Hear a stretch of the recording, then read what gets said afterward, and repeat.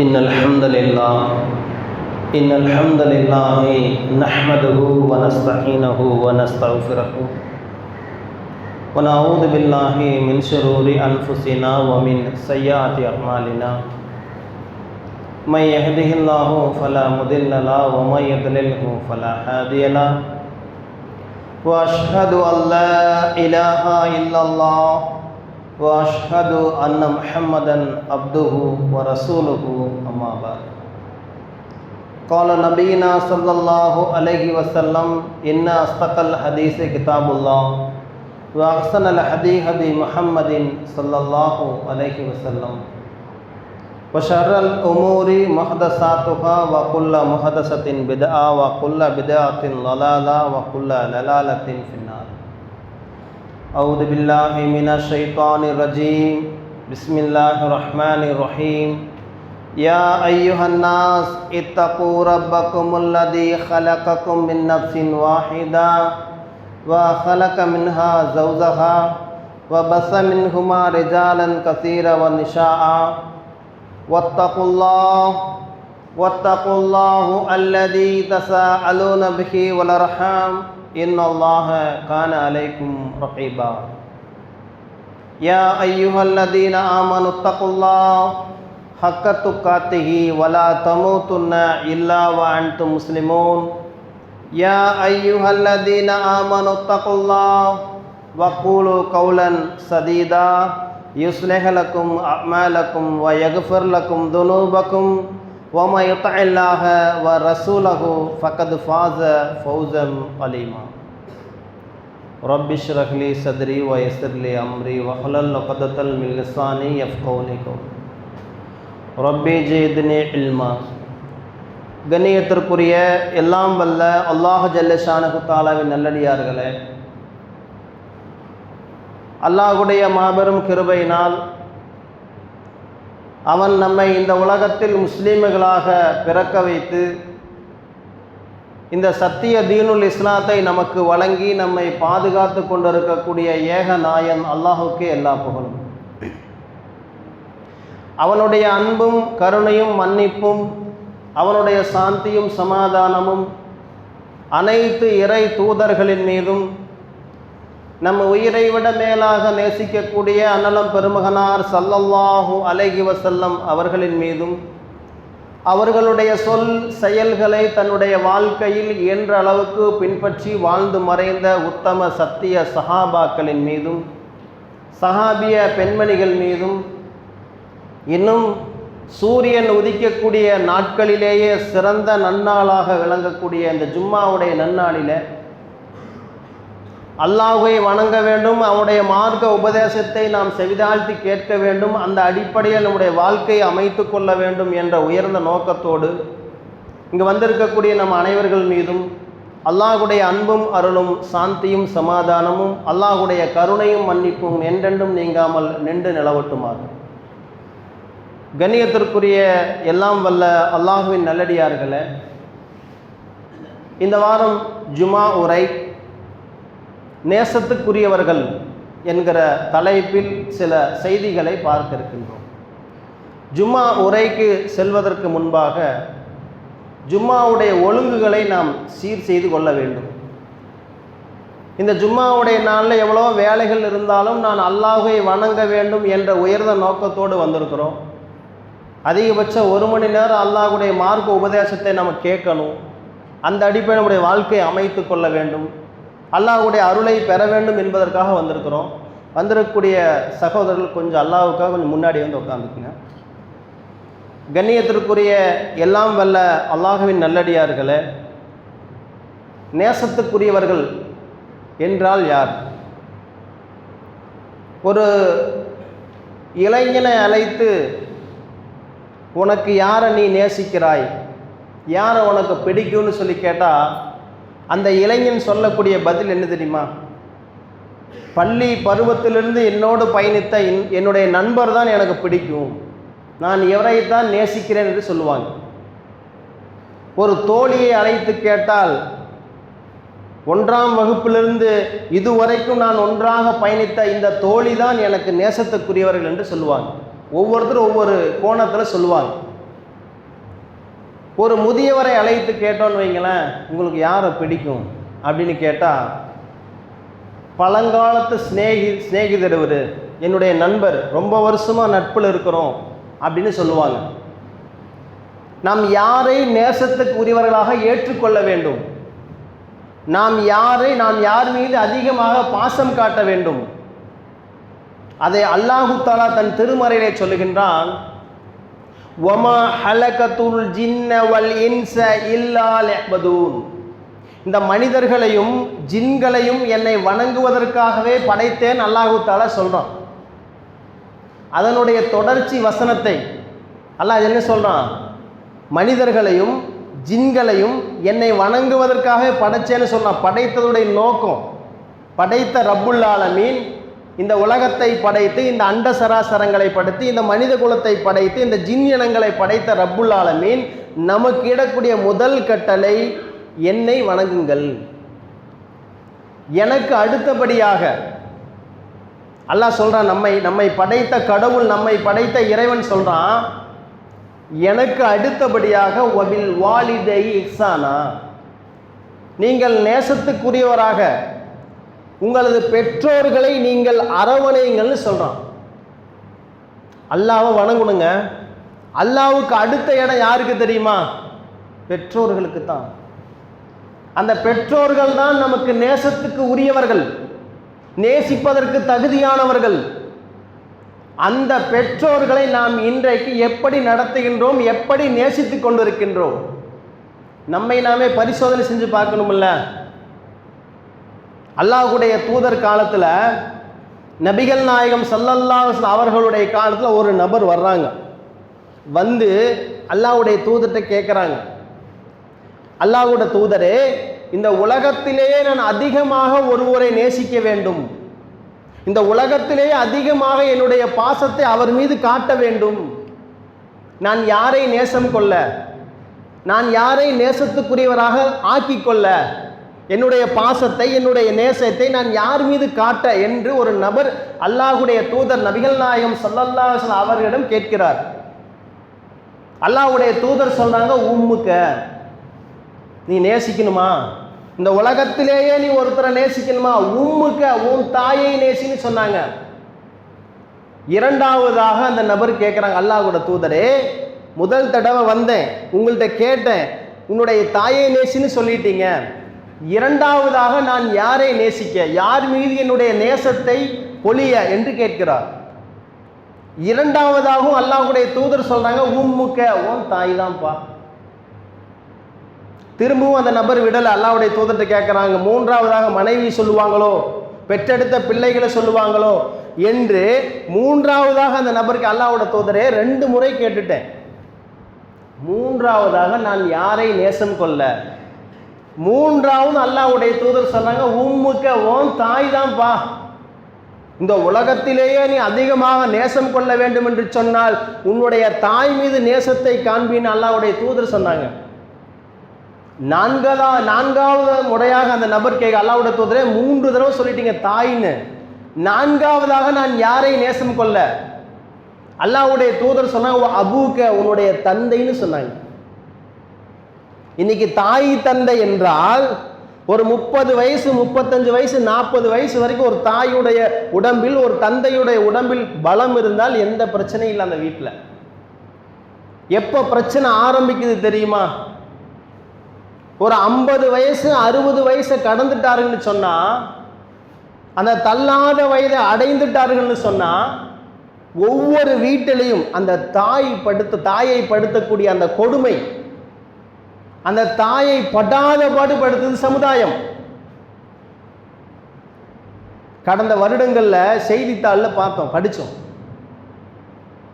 ஹைதராபாத்தில் ஒரு மகன், ஒரு 50 வயசு இருக்கும் அந்த மகனுக்கு.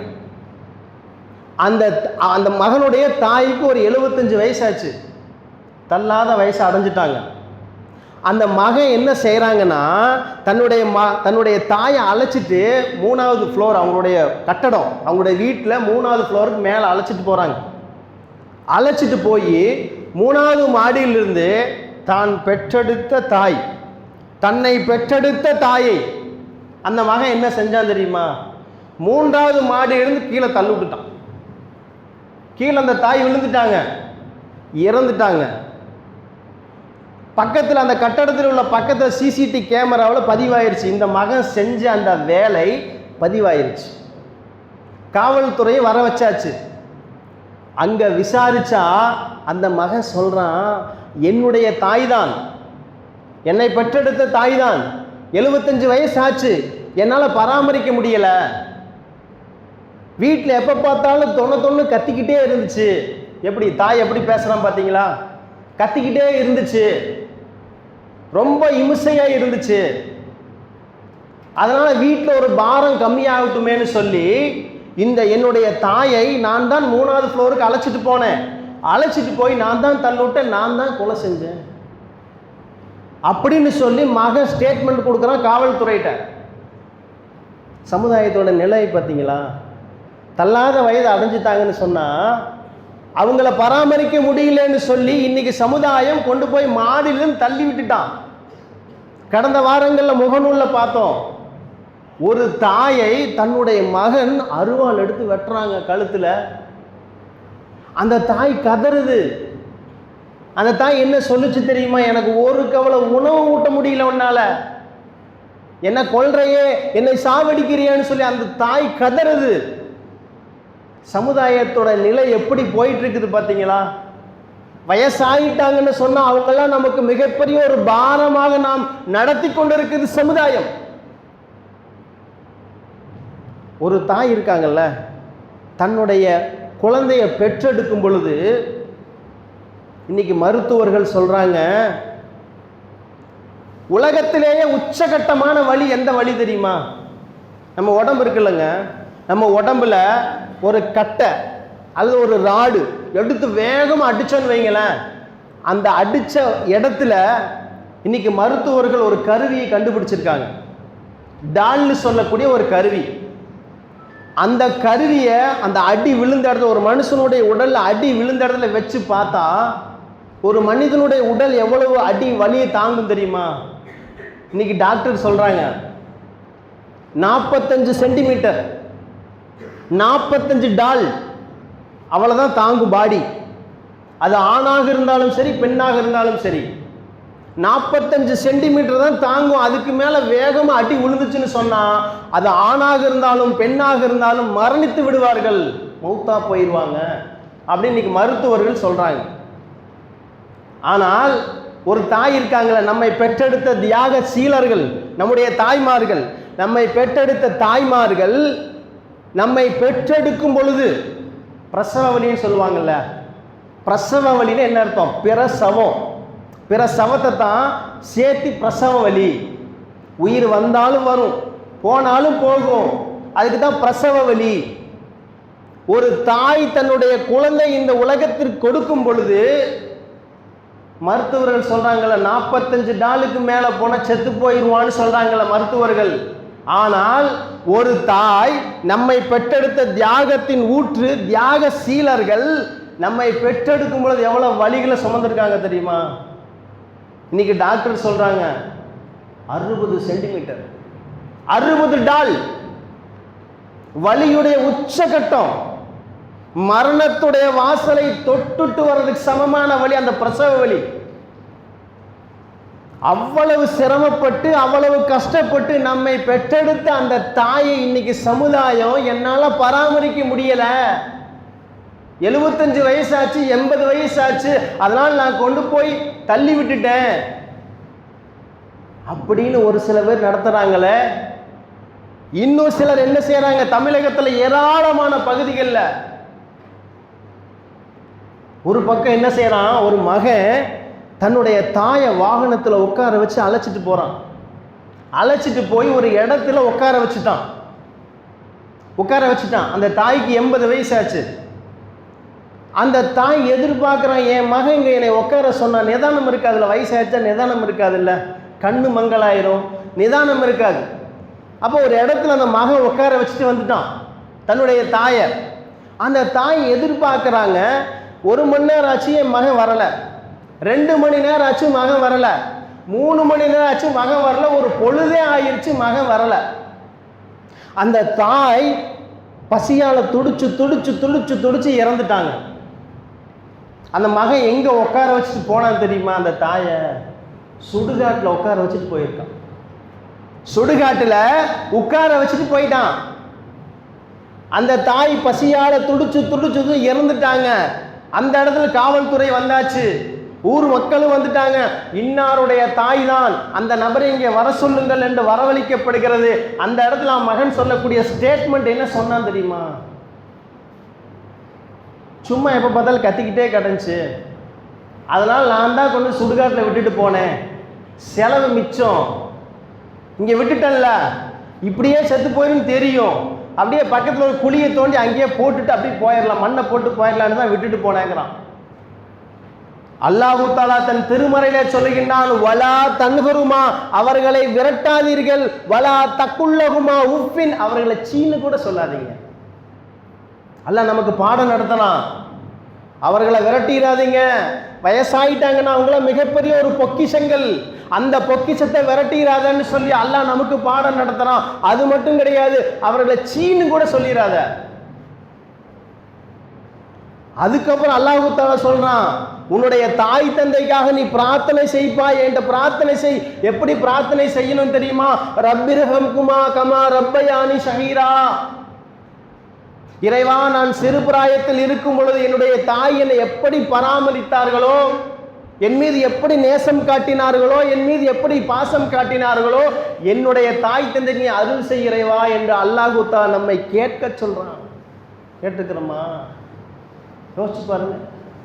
நீ பெத்தவங்கள்ட்ட மனசுட்டு பேசியிருக்கிறோமா? தாய் தந்தையெல்லாம் மிகப்பெரிய அருட்கொடைங்க. அந்த அருட்கொடை இல்லாமல் என்ன அமல்கள் செஞ்சாலும் மறுமையில சொர்க்கம் கிடையாது. ஒருத்தர் 5 நேரம் தொழுதுட்டாரு, 10 வயசுல இருந்து கிட்டத்தட்ட ஒரு 70 வயசு வரைக்கும் தொழுதுட்டாரு. 5 நேரம், ஒரு நேரம் கூட விடல, 5 நேரமும் தொழுதுட்டாரு. ஒருத்தர் 30 நோன்பு வச்சுட்டாரு, 5 நேரம் தொழுதுட்டு வருடத்திற்கு ஒரு முறை 30 நோன்பை பூர்த்தி செய்து விட்டார். அல்லாஹ்வுக்கு செய்ய வேண்டிய எல்லா கடமைகளையும் பூர்த்தி செய்து விட்டார். மிகப்பெரிய பொருளாதாரத்தை கொண்டு ஹஜ் செய்து விட்டார். அல்லாஹ்வுக்கு என்னென்ன கடமைகள் செய்யணுமோ எல்லா கடமைகள் நிறைவேற்றி விட்டார். ஆனால் ஒன்னே ஒன்று செய்யல. என்ன செய்யல தெரியுமா? அத்தா அம்மாவை சரியா பார்க்கல அப்படின்னு சொன்ன, அப்படி நினைச்சோன்னு வைங்க, அப்படி நடந்தோன்னு வைங்க, செஞ்ச அமல் பூரா காணாமல் போய்விடும், காணல் நீராக மாறிவிடும். அல்லாஹ் தஆலா மறுமையில தூக்கி வீசிடுவான், கருத்துணி தூக்கி வீசுற மாதிரி வீசுவான். கருத்துணி இருக்குல்ல, சூடான பொருள், அதை இறக்கி வைக்கிற கருத்துணி எடுப்போம், வேஸ்டான துணி, அந்த துணியை தூக்கி வீசுற மாதிரி வீசிடுவான். போடா, ஒன்று அமலும் வேணாம், ஒன்று வேணாம், நான் வழங்கிய அருட்கொடைகளை, நான் நேசத்துக்குரியவர்களாக இவர்களை ஆக்கி கொள்ள வேண்டும் என்று சொன்னேனே, அவர்களை நீ நேசிக்கவில்லை, அவர் மீது உன்னுடைய பாசத்தை காட்டலையே, உன்னுடைய அமல் எனக்கு எதுக்கு கேட்டா நிலைமை என்ன ஆகிறது? யோசிச்சு பாருங்க. இன்னைக்கு எவ்வளவு கஷ்டப்பட்டு நம்மை பெற்றெடுத்த தாய், அந்த தாயை நல்ல முறையில் பராமரிக்கிறோமா? தாய் தந்துட்டு அன்பா பேசுறோமா? இல்லையேங்க, பெரும்பாலான நபர்கள் இல்லையே. எவ்வளவு கஷ்டப்பட்டு நம்மை வழிகளுக்கு மேல வழிகளை பெற்று சுமந்தார்களே. ஒரு தாய் இருக்காங்கல்ல, அந்த தாய் நம்ம எப்படி வளர்த்துவாங்க தெரியுமா? நம்மை பெற்றெடுத்த அந்த தாய்மார்கள் எப்படி வளர்த்திருப்பாங்க தெரியுமா? பிறந்த புதுசில் என் குழந்தைக்கு ஒரு கொசு கடிச்சிடக்கூடாது, என் குழந்தைக்கு இந்த கொசு கடிக்கக்கூடாது, என் குழந்தை நல்லா இருக்கணும். அந்த அம்மா சொல்லுவாங்க, தாய் சொல்லுவாங்க, மகனே இதை சாப்பிடாத தங்கம், இதை சாப்பிட்டீங்கன்னா உனக்கு சேராதுமா, உனக்கு காய்ச்சல் வந்துடும், உனக்கு சளி பிடிச்சிரும், அம்மா கஷ்டப்படுவோம்மா, நீ கஷ்டப்படுறத பார்த்து அம்மா கஷ்டப்படுவேன்னு சொல்லி நம்மளை பார்த்து பார்த்து பார்த்து கொசு கடிக்காமல் உருவாக்கி வளர்த்தார்கள் அந்த தியாக சீலர்கள். அந்த தியாக சீலர்களுக்கு இன்னைக்கு ஒரு கவனம் உணவு ஊட்டி இருக்கிறோமா? யோசிச்சு பாருங்க.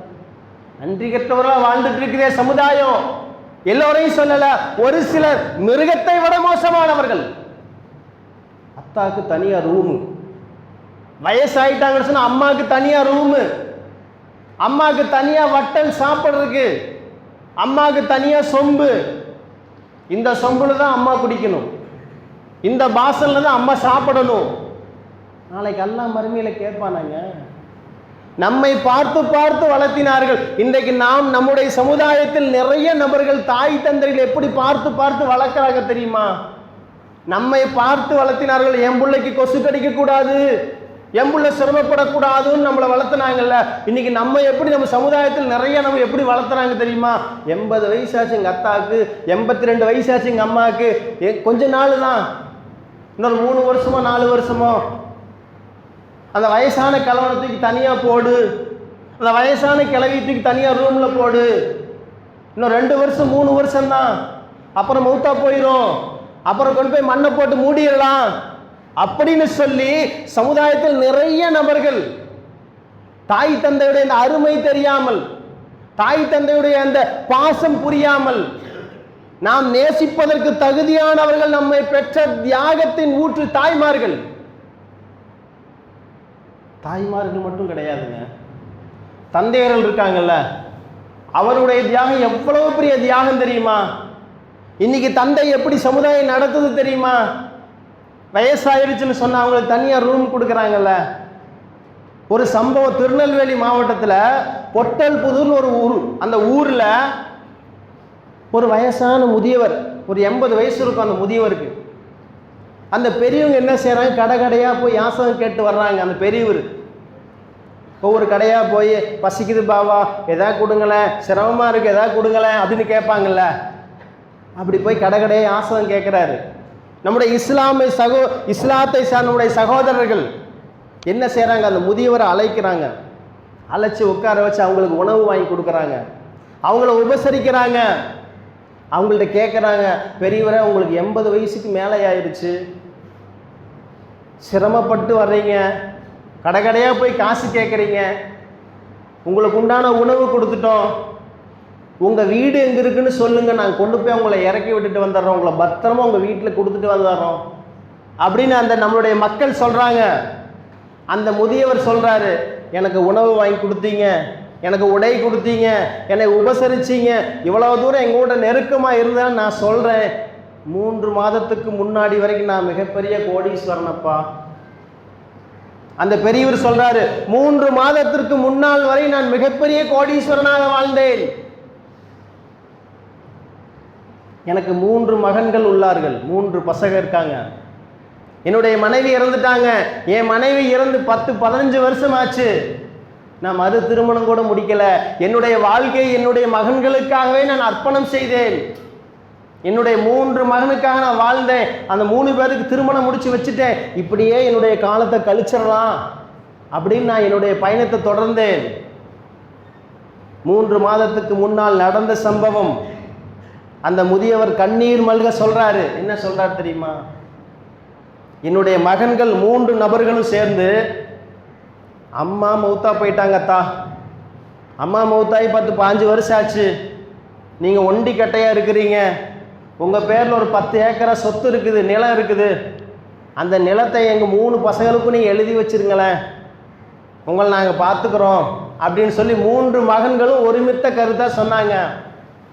அப்போ நான் என்ன சொன்னேன் தெரியுமா? எனக்கு எதுக்குப்பா சொத்து? என் சொத்தே நீங்கள் தானே, நீங்கள் 3 பேர் இருக்கீங்களா, நீங்கள் தான் என்னுடைய சொத்து அப்படின்னு சொல்லி என்னிடம் இருந்த சொத்தை அப்படியே என்னுடைய மகனுடைய பேருக்கு மாற்றி வச்சுட்டேன். 3 மாதத்துக்கு முன்னாடி மாற்றி கொடுத்துட்டேன். ரிஜிஸ்ட்ரேஷன் முடிஞ்சு பத்தனம் ஆஃபீஸ்லேருந்து வீட்டுக்கு போகலான்னு சொல்லி நான் அழைச்சிட்டு போனாங்க. 3 பேரும் அழைச்சிட்டு போனோன்னா அங்கே மிகப்பெரிய ஒரு அதிர்ச்சி. தன்னுடைய மனைவிமார்களுக்கு 3 பேரும் ஃபோன் எடுத்து சொல்லிட்டாங்க, ஒரு பெருசை கூட்டிகிட்டு வர்றேன், பெட்டி படுக்க எல்லாத்துக்கும் வெளியே போட்டு துரத்து விட்டுறலாம் அப்படின்னு சொல்லி வீட்டுக்கு போன என்னை துரத்து விட்டாங்கப்பா.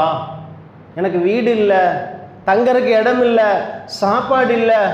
3 மாதத்துக்கு முன்னாடி நான் மிகப்பெரிய கோடீஸ்வரன், இன்னைக்கு பிச்சைக்காரனாக இருக்கிறேனே, என்னுடைய மகன்களுக்காக என்னுடைய வாழ்க்கையை அர்ப்பணம் செஞ்சேன், என்னை துரத்து விட்டாங்கப்பான்னு சொல்லி அந்த முதியவர் கண்ணீர் மல்க சொல்றாருங்க. கூடுதலாக இன்னொரு செய்தி சொன்னார். என்ன சொன்னார் தெரியுமா? என்னை எங்கேயாவது மருத்துவமனையில் சேர்த்தி விட்டுருங்க, கருணை கொலை செஞ்சிடுங்க, கருணை கொலை செஞ்சிடுங்க. நான் இந்த உலகத்துக்கு பாரமாக இருக்க விரும்பலை, நான் யாருக்கும் பாரமாக இருக்க விரும்பலை, என்னை கருணை கொலை செஞ்சிடுங்கன்னு சொல்லி சொன்னார் அந்த பெரியவர். சமுதாயத்தோட நிலையை பார்த்தீங்களா? தான் பெற்றெடுத்த தாயை கொண்டு போய் சுடுகாட்டில் ஒருத்தர் விட்டுட்டு வர்றான். இன்னொரு மகன் என்ன செய்யறான்? 80 வயசு ஆச்சு, என்னால பராமரிக்க முடியலன்னு சொல்லி 3வது மாடியில் கொண்டு போய் தாயை தள்ளி விடுகிறான். இன்னும் சில நபர்கள் என்ன செய்யறாங்க? சொத்தை பறித்து கொண்டு தன்னுடைய தந்தை என்றும் கூட பாராமல் விரட்டி விடுகிறது சமுதாயம். அல்லாஹ்வுடைய தூதர் காலத்துல ஒரு சம்பவம். ஒரு நபர் தன்னுடைய தந்தையை அழைச்சிட்டு வர்றாரு. அல்லாஹ்வுடைய தூதர்கிட்ட புகார் கொடுக்கறதுக்கு. என்ன புகார் கொடுக்க வந்தார் தெரியுமா? அல்லாஹ்வுடைய தூதரே, என்னுடைய தந்தைக்கு நீங்கள் கொஞ்சம் அறிவுரை சொல்லுங்க. அந்த நபர் சொல்றாரு, என்னுடைய அத்தாக்கு கொஞ்சம் புத்தி சொல்லுங்க.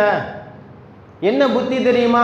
எப்ப பார்த்தாலும் என்கிட்ட காசை தா, என்னோட பொருளாதாரத்தை தாத்தான்னு என்னை நச்சரிக்கிறார் அல்லாஹ்வுடைய தூதரே, இவருக்கு கொஞ்சம் புத்தி சொல்லுங்களேன் அப்படின்னு சொல்லி ஒரு நபர் தன்னுடைய தந்தையை அழைச்சிட்டு வர்றார் அல்லாஹ்வுடைய தூதரிடம். அல்லாஹ்வுடைய தூதர் சொன்னா, உன்னுடைய அத்தாக்கு புத்தி சொன்ன, அவ்வளவுதானே, அதுதான் உங்களுடைய கோரிக்கை. இப்ப நான் சொல்றேன், உன்னுடைய பொருளாதாரம் மட்டுமல்ல, நீயே உன்னுடைய தந்தைக்கு உரித்தானவன், உன்னுடைய தந்தைக்கு சொந்தமானவன். அப்புறம் என்ன பொருளாதாரம்? உன்னுடைய அத்தாக்கு நீ சொந்தமப்பா, உன் பொருளாதாரத்தை கொடுக்க மாட்டேயா? நீயே சொந்தம், உன் பொருளாதாரம் சொந்தம் இல்லாம இருக்குமா அப்படின்னு கேட்டு அந்த கூட்டிட்டு வந்த நபரை கண்டிச்சு தாட்டுறாங்க. அல்லாஹ்வுடைய தூதர் ஒரு கணம் மெம்பர் படி ஏற்று பயான் பண்றாங்க. பயான் செய்து கொண்டு இருக்கும் பொழுது அதற்கு முன்பாக அல்லாஹ்வுடைய தூதர் சொல்றாங்க, அவன் நாசமடைந்து விட்டான், அவன் நாசமடைந்து விட்டான், அவன் நாசமடைந்து விட்டான் 3 தடவை சொல்றாங்க அல்லாஹ்வுடைய தூதர். அவங்க சஹாபாக்களுக்கெல்லாம் மிகப்பெரிய ஒரு அதிர்ச்சி.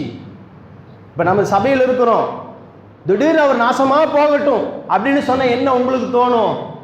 என்ன திருப்பூர்ல இருந்து வந்தாரு, திடீர்னு பாய் நாசமாகட்டும்னு சொல்றாரு, யார் மேல கோபம், ஒரு பதட்டம் வரும் இல்ல?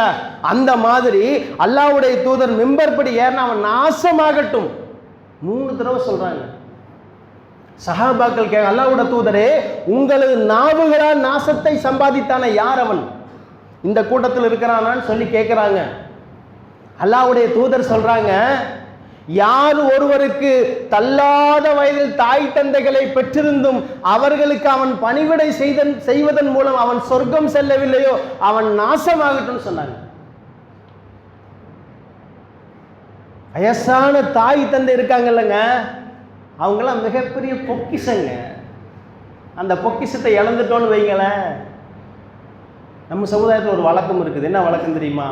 இருக்கும்போது பார்க்கவே மாட்டோம், இருக்கும்போது அன்பா பேச மாட்டோம், இருக்கும்போது ஒரு கவலை உணவை ஊட்ட மாட்டோம், இல்லாதப்ப பேசுவோம். எங்க அத்தா மாதிரி இந்த உலகத்துல யாருமே கஷ்டப்பட்டு இருக்க மாட்டாங்க, எவன அவ்வளவு சிரமத்துக்கு மேல சிரமப்பட்டு என்னை வளர்த்துனாங்க அப்படின்னு சொல்லுவோம்.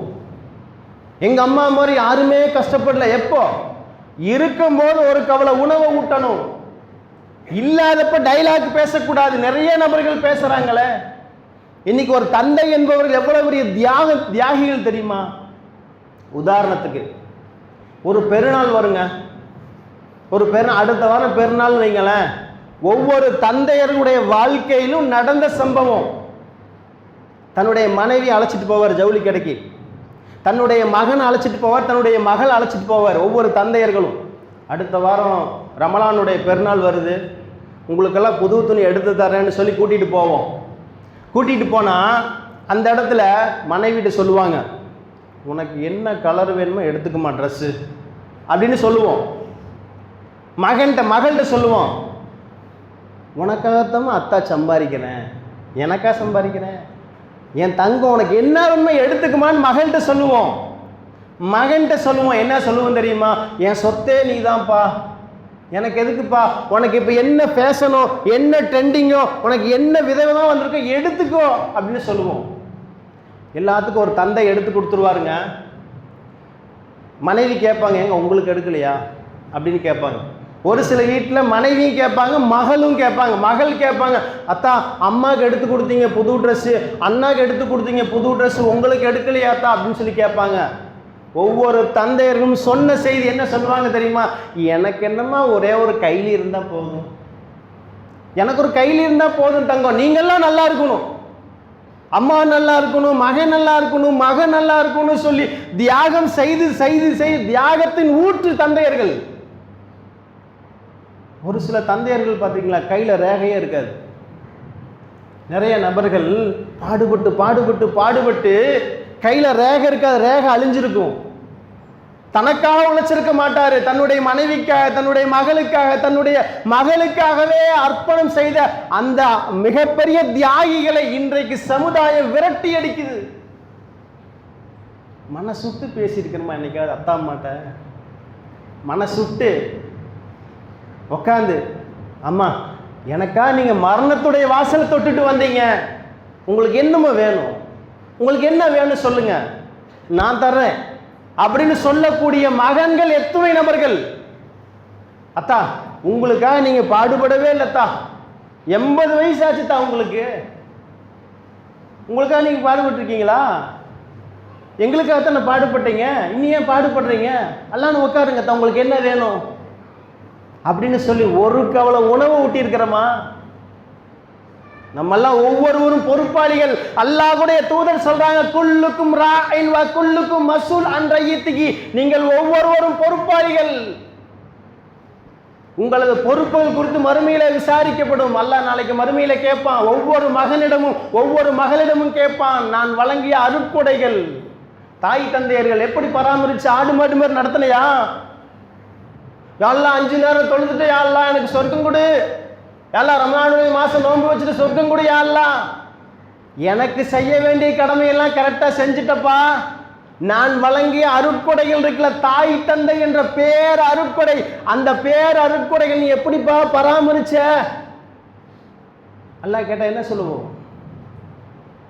அப்ப என்ன செய்ய நம்முடைய மாற்றம் வரணும். இது வரைக்கும் எப்படியே இருந்துட்டங்க, மனிதன் என்ற அடிப்படையில் கவனக்குறைவா இருந்துட்டோம், நம்முடைய பாவங்கள் அல்லாஹ் மன்னிக்க போதுமானவன். இன்றிலிருந்து முடிவெடுங்க. இந்த ஜும்மா முடிச்ச உடனே போங்க அம்மாட்ட போய் பேசுங்க.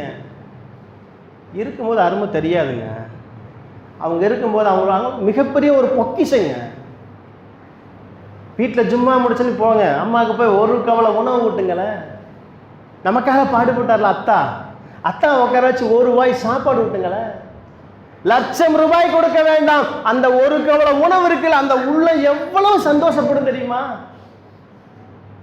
நமக்காக உழைத்தவர்கள், நமக்காக தன்னுடைய வாழ்க்கையை அர்ப்பணம் செய்தவர்கள், அந்த தாய் தந்தை இருக்கும்போது நல்ல முறையில் பார்த்துடணும்.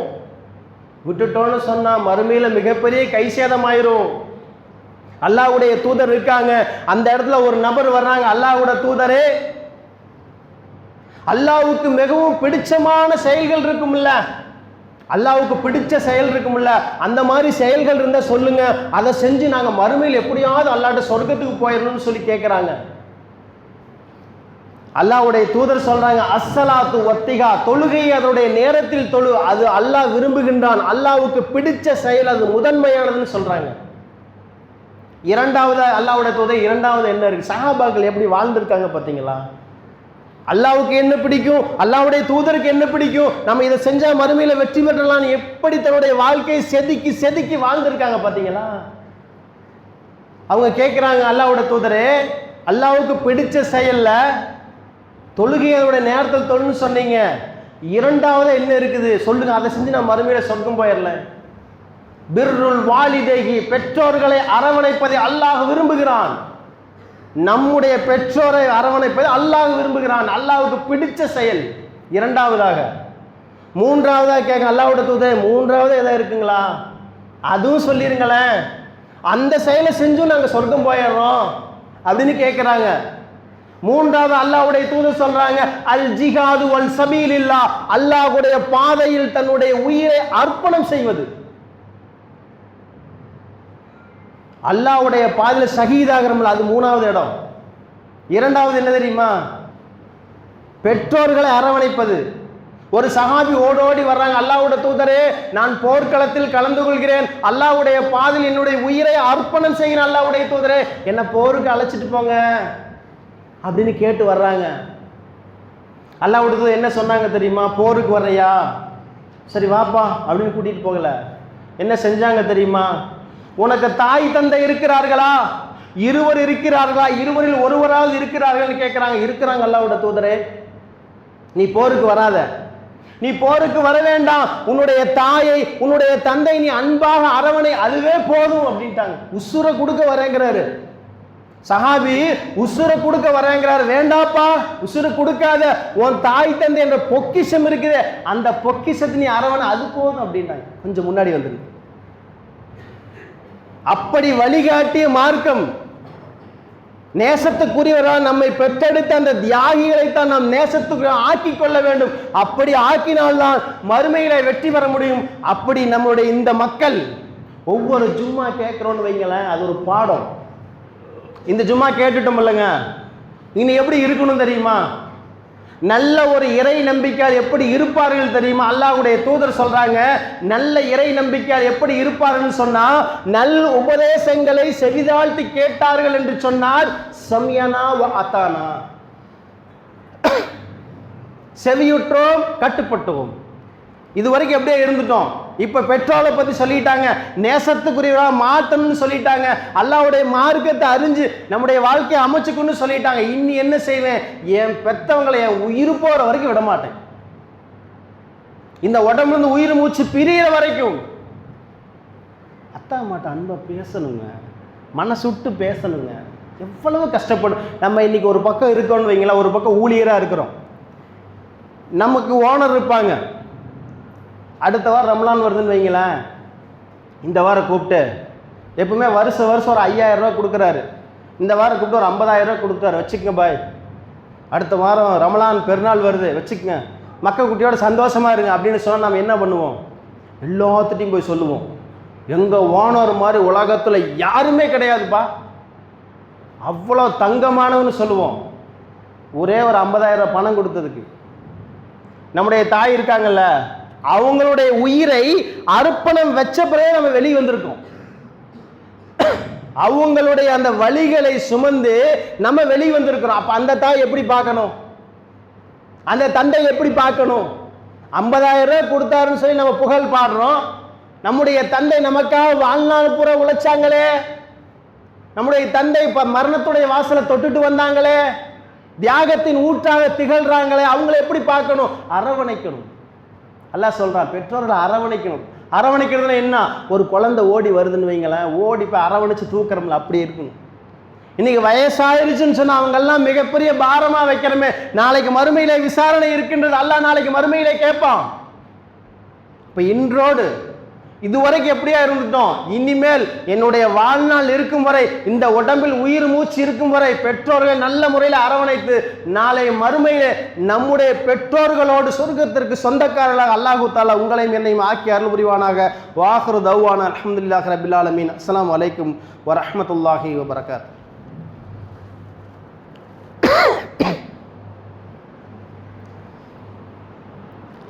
அஸ்ஸலாமு அலைக்கும் வரஹ்மத்துல்லாஹி வபரகாத்துஹு. கண்ணியத்திற்குரிய எல்லாம் வல்ல அல்லாஹ்வின் நல்லடியார்களே, இரண்டாம் முறையில் வந்திருக்கக்கூடிய ஒவ்வொரு சகோதரர்களும் ஒவ்வொரு சகோதரிகளும் காசாவுடைய மக்களுக்காக அதிகமாக பிரார்த்தனை செய்யுங்க.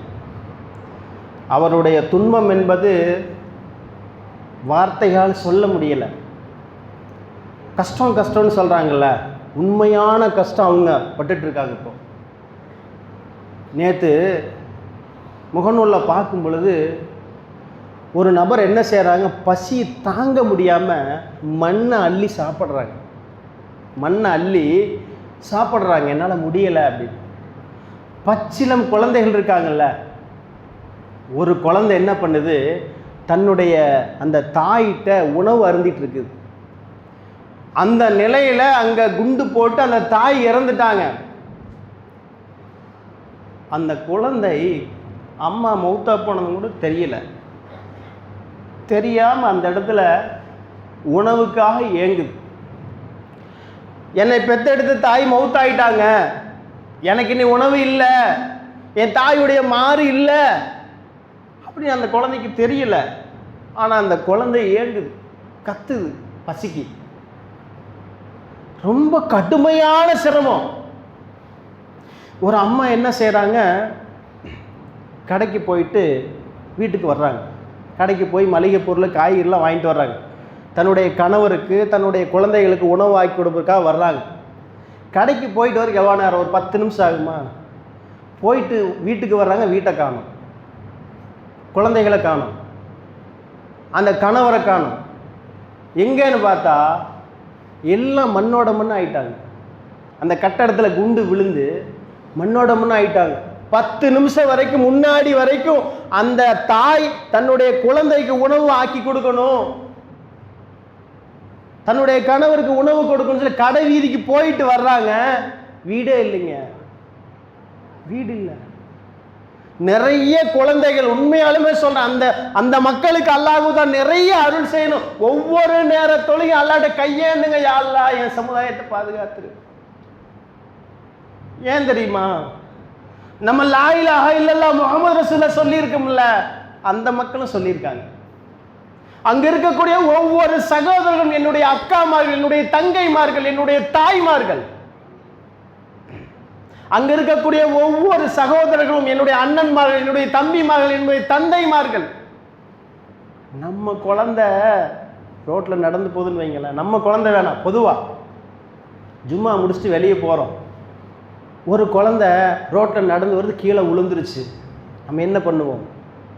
நம்ம வண்டியிலே போயிட்டு இருந்தாலும் டக்குன்னு வண்டி ஓரமாக போட்டு குழந்தை போய் தூக்கி அந்த குழந்தைக்கு சமாதானம் சொல்லுவோம்ல. அங்கே நிலவரம் என்ன தெரியுமா? வீடு இல்லைங்க, தங்கறதுக்கு வீடு இல்லை, ஆறுதல் சொல்றதுக்கு தாய் தந்தை இல்லை, உணவு இல்லை.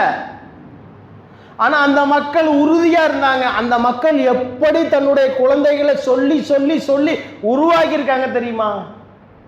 ஒவ்வொரு குழந்தையுடைய வாயிலிருந்து வரக்கூடிய வார்த்தை, எனக்கு வீடு இல்லை, என்னை பெற்றெடுத்த தாய் தந்தை இல்லை, எனக்கு ஆடை இல்லை, எனக்கு உணவில்லை, ஆனால் ஒன்னே ஒண்ணு மட்டும் எனக்கு இருக்குது, ஹஸ்புனல்லாஹு வ நிஅமல் வக்கீல்,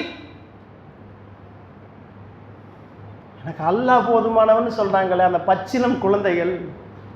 ஒரு ரோடு கிராஸ் பண்ணுச்சுன்னா அந்த குழந்தை கீழே விழுந்துச்சுன்னா தூக்கி அந்த குழந்தையை சமாதானப்படுத்துறோம். நம்முடைய சமூக மக்கள், இஸ்லாத்தை சார்ந்த நம்முடைய உறவுகள், கலிமா சொன்ன ஒவ்வொரு முஸ்லிம்களும் படாத பாடுபடுறாங்க, அவ்வளவு கஷ்டப்படுறாங்க. மருத்துவமனையில குண்டு போடுறான். ஒவ்வொரு நேரத்தோடையும் அல்லாட்ட கையேந்துங்க, யா அல்லாஹ் இந்த யூத கூட்டத்தை அழிச்சிரு, நாசமாக்கிரு, மண்ணோட மண்ணா ஆக்கிரு யூத கூட்டத்தை, என் சமுதாயத்தை பாதுகாத்து கொடு.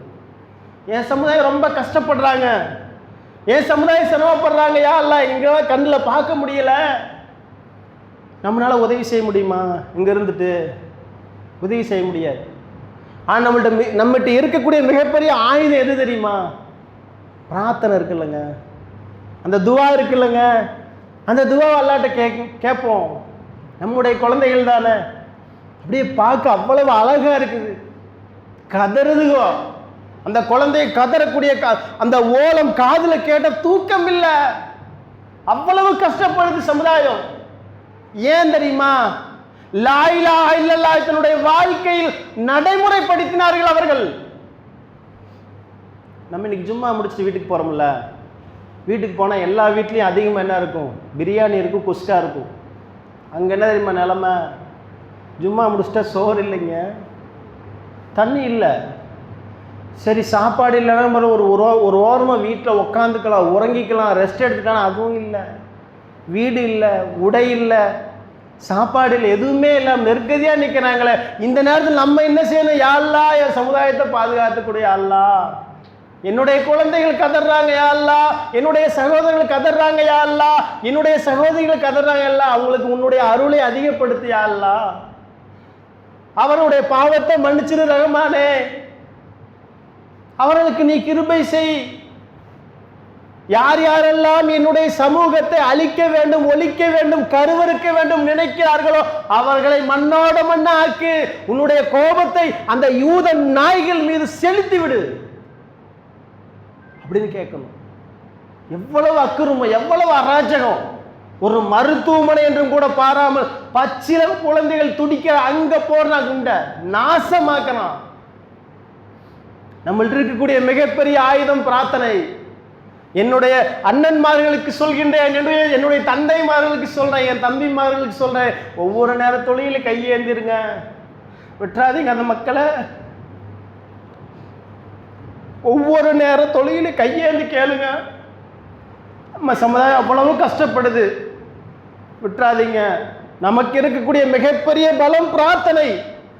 அந்த பிரார்த்தனை மூலம் அல்லாஹ்விடம் நம்முடைய அந்த கோரிக்கைகளை வைத்து அந்த நம்முடைய மக்கள், நம்முடைய இஸ்லாமிய உறவுகள் நல்ல சந்தோஷமா இருக்கணும், அவருடைய துக்கமெல்லாம் மாறணும், எல்லாமே துவா செய்யுங்க. எல்லாம் உள்ள இறைவன் நம்முடைய அந்த துவாக்களை, நம்முடைய பிரார்த்தனைகளை நம்மை படைத்த கருணையாளன், நம்மை படைத்த ரப்புல் ஆலமீன் இரக்கத்தின் ஊற்று ஏற்றுக்கொள்வானாக, ஏற்றுக்கொண்டு கபூல் செய்வானாக. ஒவ்வொரு நேரத்தோடு அல்லாஹ்விடம் கையேந்துவோம். எல்லாம் உள்ள இறைவன் நம்முடைய பிரார்த்தனைகள் அனைத்தையும் ஏற்றுக்கொண்டு அந்த மக்களுக்கு நிம்மதியான வாழ்க்கையை தந்தல் புரிவானாக. வாஹிரு தஅவானா அல்ஹம்துலில்லாஹி ரப்பில் ஆலமீன். அஸ்ஸலாமு அலைக்கும் வரஹ்மத்துல்லாஹி வபரகாத்துஹு.